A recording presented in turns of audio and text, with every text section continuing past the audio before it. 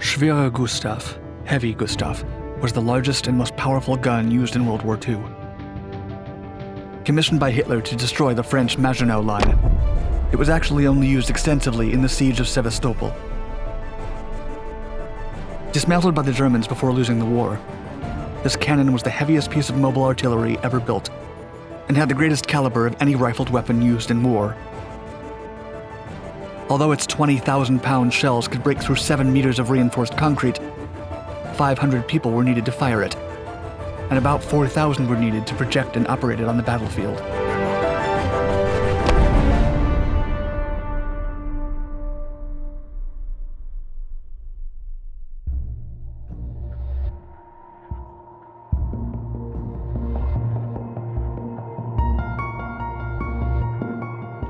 In 1934, Adolf Hitler already knew he would be invading France. The French, however, saw this coming early on and started building the Maginot Line, a row of fortifications along the Franco-German border intended to divert any upcoming invasion to Belgium, which would be protected by several divisions of the French army. That way, they hoped to avoid replicating the damage and destruction of World War I to French territory. The fortifications included blockhouses, rail lines, and bunkers. The barrier was extensive and comprehensive, seemingly impenetrable. Due to this, Hitler was in need of a new, powerful weapon that could do what no other existing weapon could.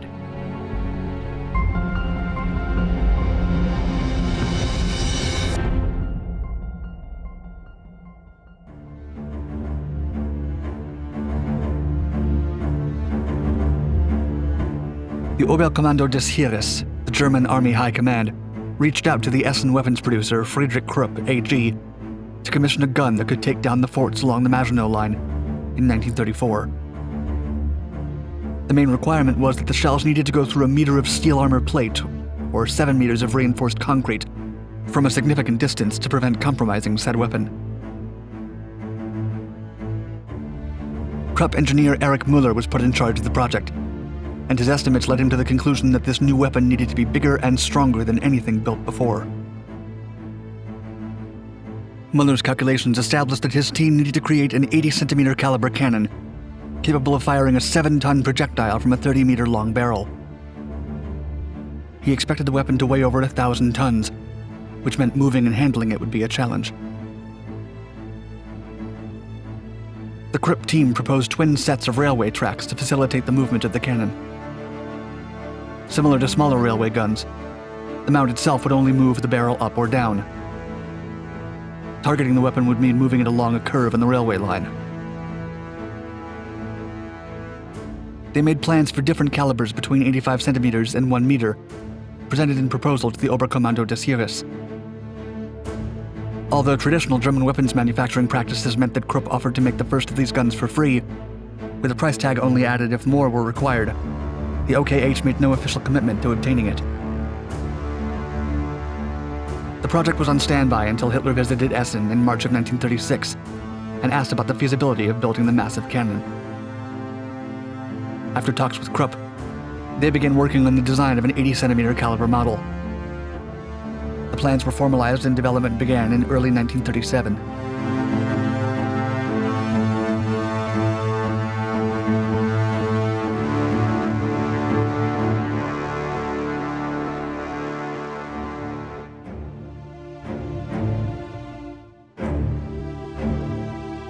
Production on the Schwerer Gustav commenced halfway through 1937.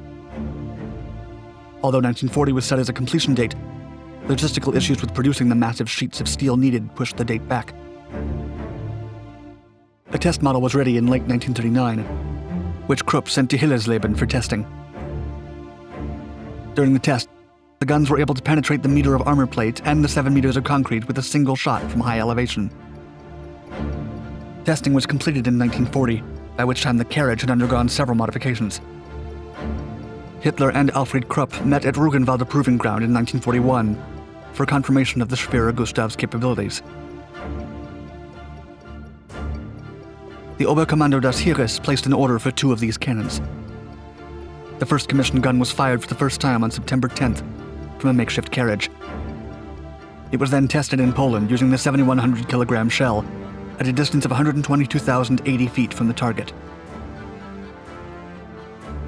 The Schwerer Gustav was an impressive weapon.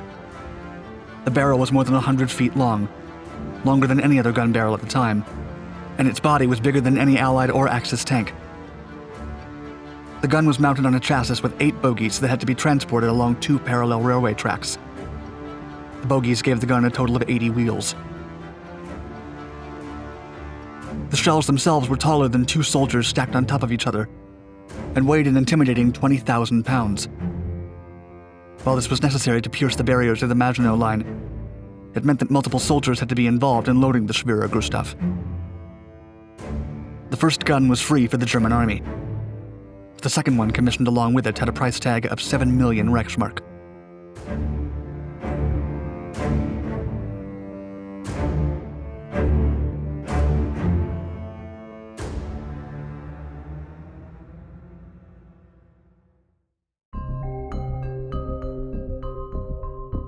The huge new German cannon was not ready by the time Hitler needed to break the Maginot Line, so his army had to take France without using it. Despite his previous belief that an extraordinary weapon would be needed for that conflict, the Germans took over France with relative ease, because the German troops overwhelmed the defensive troops. Even though the original goal of the Schwerer Gustav had been accomplished without it, Hitler still wanted his new toy to be used in the battlefield. He saw the siege of Sevastopol as an opportunity to use it and display its grandeur before his enemies. The heavy artillery unit E-672 was sent to Crimea along with the railway gun. The train carrying the weapon itself was 25 cars. In early March, the train reached the Isthmus of Perekop, where it waited until April while the special railway for the gun was built. In April, the Schwerer Gustav was placed on the new tracks, going from Simferopol to Sevastopol. The gun was successfully used at the siege, its first time in combat. It took 5 weeks to get it into firing position, with input and assistance from 4,000 people. It began shooting on June 5th, with 500 soldiers participating in the firing process. By the time Sevastopol fell on July 4th, the city had been destroyed. The Schwerer Gustav had fired 48 rounds. It shot at several valuable targets, including a munitions depot 98 feet underground that collapsed due to the shot. The barrel ended up in a precarious state due to its continuous use since testing.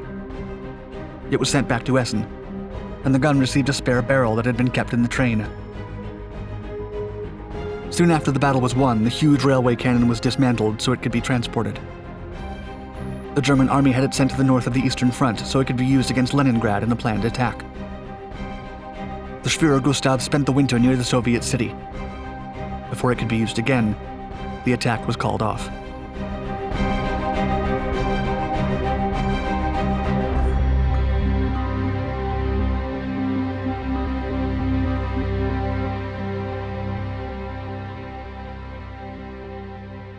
Three additional versions were either built or planned after the design of the Schwerer Gustav. The second gun produced, and the only other one used in battle, was named Dora, after Erich Müller's wife. It cost 7 million Reichsmark, equivalent to $24 million in 2015. Dora was deployed to the west of Stalingrad halfway through August in 1942, but was not ready for combat until September 13th. Since the Soviets were about to encircle the Germans soon after, the German troops decided to retreat, taking the powerful weapon with them. The Langer Gustav was a second-generation cannon that was destroyed by British bombings over Essen while it was under construction. The gun would have had a 52-centimeter caliber and a 43-meter long barrel. Its shells weighed 1,500 pounds and could shoot from 118 miles away. This meant that the Germans could have shot at London all the way from Calais in France. The third cannon was designed as part of a 1,500-ton self-propelled tank. The Landkreuz P-1500 Monster was supposed to carry an 80-centimeter caliber gun, 2 heavy howitzers, and MG-151 autocannons to target aircraft.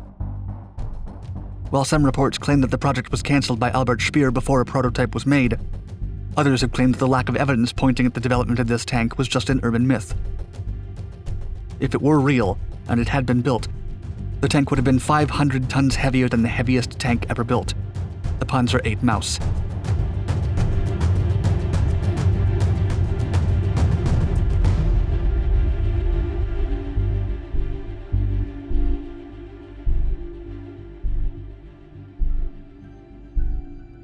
After only limited use in the battlefield, the German army realized just how complicated it was to operate the Schwerer Gustav.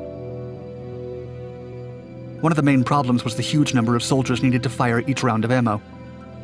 This meant that all those soldiers would be focused on single shots, rather than playing multiple roles on the front.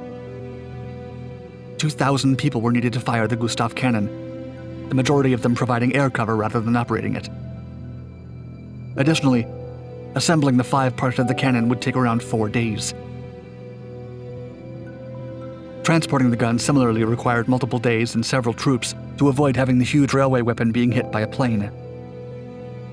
Since movement was limited to specially designed tracks, difficult terrain made it impossible for transport, and the rails made it easy for Allies to predict German positions.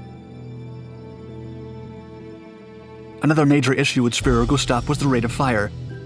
Since calibrating the cannon required several hours, it could only shoot about 14 rounds per day. The last nail in the Schwerer Gustav's coffin was the high cost of producing its shells, which had to be deprioritized with the deeply invaded Germany and high demand for tanks. The Third Reich's army eventually decided to retire Schwerer Gustav for the last days of the war.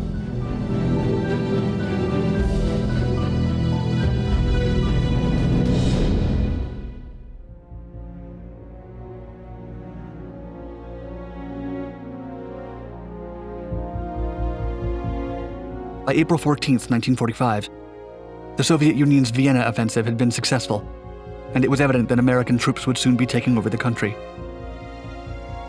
That same day, the leadership in charge of Schwerer Gustav decided to dismantle the cannon to prevent the Allied forces from capturing and using it. The weapon's ruins were found on April 22nd in a forest area near Auerbach and Chemnitz.